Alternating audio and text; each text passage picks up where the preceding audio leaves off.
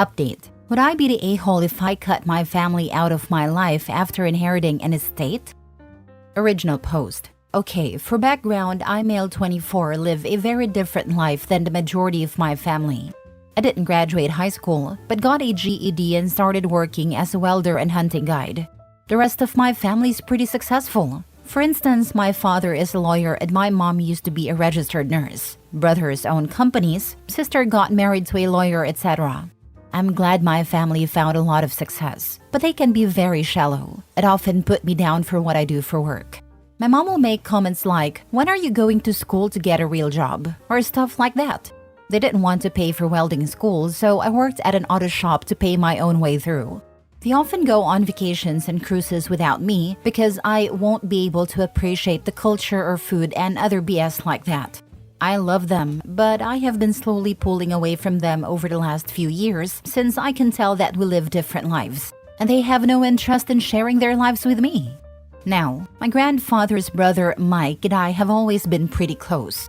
Mike and I used to go hunting when I was pretty young, and even though Mike was also working in law, he and I shared a love of the outdoors and nature.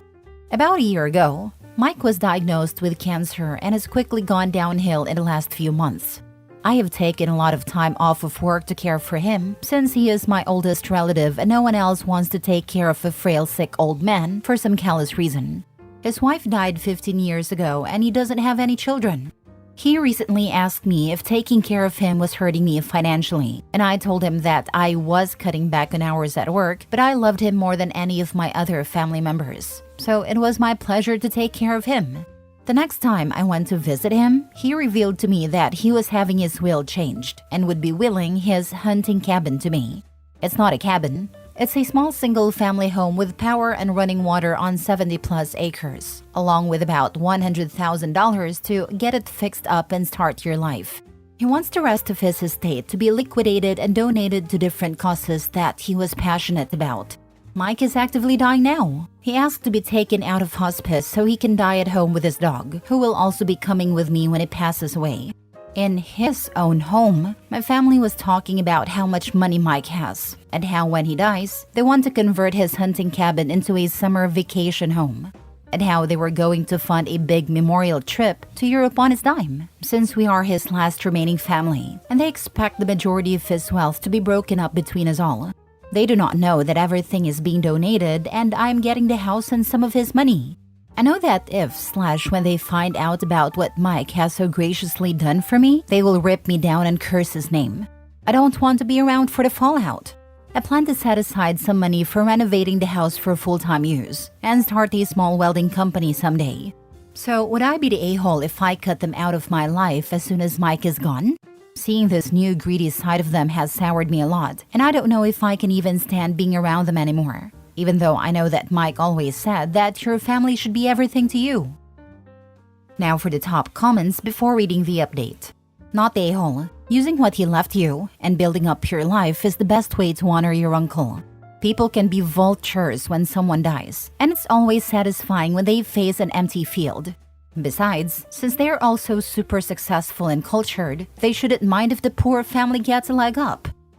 Thanks. I want to honor Mike as best I can, and family was very important to him, so I was worried I might be spitting on one of his core values by cutting the rest of my family out of my life.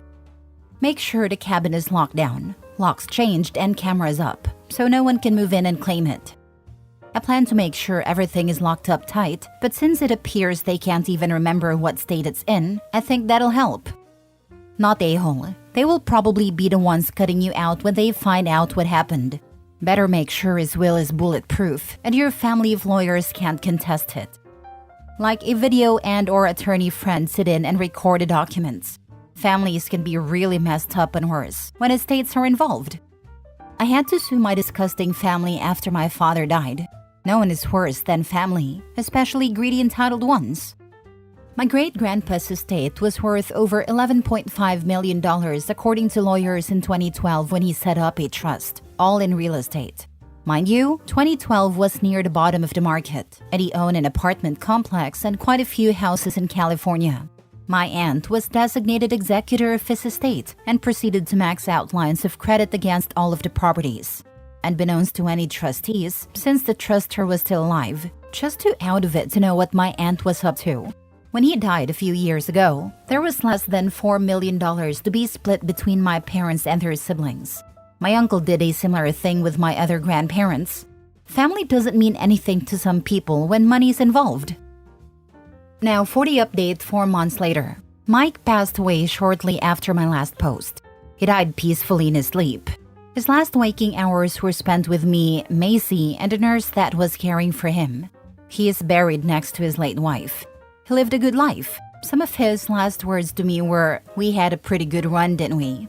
The will issue was hilarious to me and was a great pain reliever. Mike is always looking after me even after his death, because watching the bombs fall in real time was like chicken soup to my grieving soul. Yes, Mike did leave the cabin and money to me. He also left me his guns, his dog and her stuff, and his fishing pole/tackle and a few mementos from over the years. He'd changed the will 3 years ago and simply never told me or anyone else in the family. He left various trinkets for other members of our family that were pretty on the nose.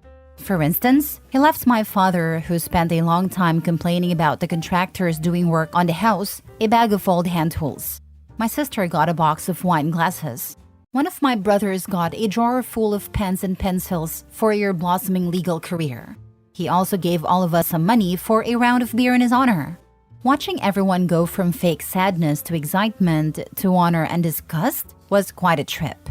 My mom kicked the pot of flowers outside the office so hard she tipped it over. My father just stared out the window in silence for a really long time. Oldest brother held it together until we made it home, and then started screaming and swearing about getting a freaking box of pencils as a thank you for being part of his life. I have been moved from the disappointment son list to the third list.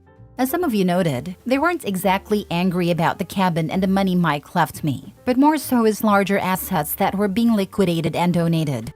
That drove them completely insane. The main target of their abuse was the primary organization that Mike willed the rest of his estate to, and other than an initial small explosion and some snide comments, they seemed to take it in stride. I haven't spoken to them much ever since Mike's passing and the will issue. There are still issues, and such that need to be worked out, and I was told that could last up to a year. The cabin has been locked up. I set up some cameras and a gate alarm. I am moving in slowly, hopping between here and my apartment until my lease is up. It's definitely dated, and I'm currently working through renovations and repairs. Because my phone number is tied to my work, I didn't want to change it. Just opted to block everyone except my mother in case something really bad happened. After a few days of her complaining/questioning why Mike left me something so nice, she quieted down. Last week, she began calling and texting me again and telling me it was an emergency. I spoke on the phone with her, and lo and behold, it was not an emergency. They want me to donate the cabin and land to my sister, since she's thinking about starting a family and wants to raise her future children holistically. I told my mom that my sister and her husband have a double income and a lovely house in a completely different state than me, and if they wanted to move out to the country, they were completely able to do so, but I would not be giving them my land. She then suggested they buy it from me for $200,000, which is far, far less than it is worth. I said no. I got everything from "I'm a selfish bastard" to "if I don't support my sister's dreams of raising her kids in the countryside, I'm dead to her," to Mike would want me to give the cabin and land over, to "see if we ever do anything for you ever again, you entitled a-hole." I feel like it should have been harder to hear those things, but it just feels like they're trying to get me to give up what my great-uncle willed to me, and it made me angry rather than sad. My sister also got on the phone to cry and say it was her and her husband's dream to raise their kids, specifically on Mike's land. I kind of felt bad saying no to her then, but in hindsight, she's never mentioned it before, so maybe this is a new development. Since then, they've been contacting me by email, social media, and the like, hounding me to let my sister have/buy the cabin and land. So despite my best efforts, the people of Reddit are right once again. I should have gone completely no contact. I've deleted my socials, and since I moved job locations, they don't know where I am currently working. They do, however, know where my house is. Sometime while I was at work, my mom and sister drove over and knocked on the doors, tried to open the side door and looked in the windows. On my doorbell camera, my mother very clearly tells my sister not to touch anything so we can't sue. I am thinking of putting up a locking gate. Right now it latches but does not lock. Everyone is now blocked, and I am putting together a list of people that would need to be notified of a phone number change, since I want to change my number. Not really sure how to go about keeping them from walking onto my property. About 2 weeks ago when I came back to my apartment, my parents were both waiting for me to confront me about how devastated my sister is, that our future children won't have the experience of growing up in the country. I'm kind of afraid that they might camp out at the property until I give in. I put up no trespassing signs and I hope that's enough. I know one of my brothers drove by a while back because he snapped me a picture of the road my house is on. Other than that, I am well. Macy's well and Mike is laughing from the grave. I'll stick around a little longer here and then I'll be logging out of this account permanently. P.S. If anyone has any suggestions for how to find a good dog groomer, please let me know. Mike had a groomer for Macy, but now that we've moved, they're 6 hours away, and I can't keep taking her there. She is shedding a lot, and Mike was firm that she can't be shaved. I have some brushes for her, but I don't know anything about brushing a dog. Also, she has a lot of bandanas and bows that Mike had her wear, but I think I'm tying them too tight because she doesn't seem to like wearing them. I don't know what I'm doing wrong. Meeting with the local police is a great suggestion.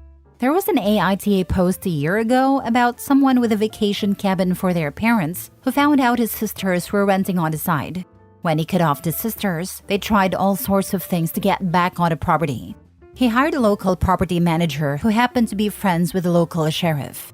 Brother-in-law got arrested for trespassing and it really changed things. As for your gate, think about an old school lock. We have an automatic driveway gate, but when we leave on trips, my husband uses my 30-year-old bike lock, a chain/cord which cannot be cut, to further secure the gate. I had 2 locks, one with a key and one with a combination lock. He just wraps it between the bars a few times, so there is not much slack. I remember that, and that might be on the money. It does make more sense that they wanted an income stream through Airbnb or VRBO than to raise imaginary children in the country. Yeah, I think you nailed it. Depending on where the cabin is located, can you make nice with the local police presence and make them aware of at least the basics of your family situation so they can help with the property line reinforcement down the line? It might also be worth it to consult the appropriate lawyers to see about legally protecting your land and property from trespassers, as well as hopefully yourself from the constant harassment. As for Macy, can you search for videos and tips on grooming golden retrievers at home? There's been a steady rise in animal grooming videos, so I hope there's something in there about the bandanas and bows as well. Her accessory closet sounds adorable. I wish you the best in figuring everything out. You got this. I'm going to talk to someone about what I can do legally. It was willed to me and I was given permission to move in, but it's not in my name yet, so I don't really know. I don't understand a lot legal stuff. Letting the police know is a good idea though.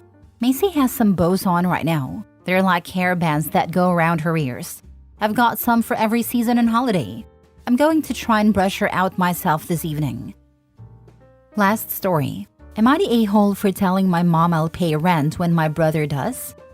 When my brother 22 and I 20 female were around 14 and 16, we were told that when we graduated high school, our options were to go to college and get a part-time job to pay for stuff, like gas and our phone bills and whatever else we wanted. Don't go to college and get a full-time job and pay rent, or move out. We were also told we only had $20K each in our college accounts and we'll have to get loans for everything else.